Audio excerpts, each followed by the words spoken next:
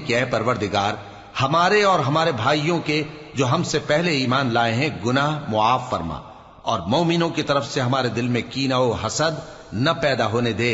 اے ہمارے پروردگار تو بڑا شفقت کرنے والا ہے، مہربان ہے۔ کیا تم نے ان منافقوں کو نہیں دیکھا جو اپنے کافر بھائیوں سے جو اہل کتاب ہیں کہا کرتے ہیں کہ اگر تم جلا وطن کیے گئے تو ہم بھی تمہارے ساتھ نکل چلیں گے اور تمہارے بارے میں کبھی کسی کا کہا نہ مانیں گے، اور اگر تم سے جنگ ہوئی تو تمہاری ہی مدد کریں گے، مگر اللہ ظاہر کیے دیتا ہے کہ یہ جھوٹے ہیں۔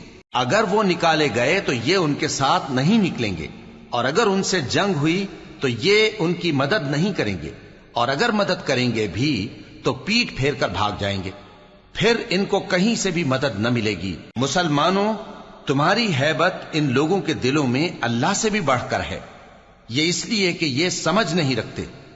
یہ سب جمع ہو کر بھی تم سے نہیں لڑ سکیں گے مگر بستیوں کے قلعوں میں پناہ لے کر یا دیواروں کی اوٹ سے۔ ان کے آپس میں بھی بڑی لڑائی رہتی ہے، تم خیال کرتے ہو کہ یہ اکٹھے ہیں، حالانکہ ان کے دل پھٹے ہوئے ہیں۔ یہ اس لیے کہ یہ بے عقل لوگ ہیں۔ ان کا حال ان لوگوں کا سا ہے جو ان سے کچھ ہی پیشتر اپنے کرتوت کی سزا کا مزہ چکھ چکے ہیں، اور ان کے لیے دکھ دینے والا عذاب تیار ہے۔ منافقوں کی مثال شیطان کی سی ہے کہ انسان سے کہتا رہا کہ کافر ہو جا، پھر جب وہ کافر ہو گیا تو کہنے لگا کہ مجھے تجھ سے کچھ سروکار نہیں، مجھ کو تو اللہ رب العالمین سے ڈر لگتا ہے۔ تو دونوں کا انجام یہ ہوا کہ دونوں دوزخ میں جائیں گے، ہمیشہ اس میں رہیں گے، اور بے انصافوں کی یہی سزا ہے۔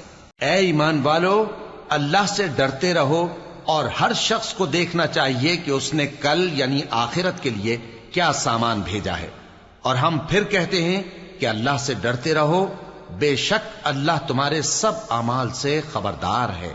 اور ان لوگوں جیسے نہ ہو جانا جنہوں نے اللہ کو بھلا دیا تو اللہ نے انہیں ایسا کر دیا کہ وہ خود اپنے آپ کو بھول گئے۔ یہی لوگ ہیں نافرمان۔ اہل دوزخ اور اہل بہشت برابر نہیں، اہل بہشت ہی کامیابی حاصل کرنے والے ہیں۔ اگر ہم یہ قرآن کسی پہاڑ پر نازل کرتے تو تم اس کو دیکھتے کہ اللہ کے خوف سے دبا اور پھٹا جاتا ہے، اور یہ مثالیں ہم لوگوں کے لیے بیان کرتے ہیں تاکہ وہ غور کریں۔ وہی اللہ ہے جس کے سوا کوئی معبود نہیں، پوشیدہ اور ظاہر کا جاننے والا، وہ بڑا مہربان ہے، نہایت رحم والا ہے۔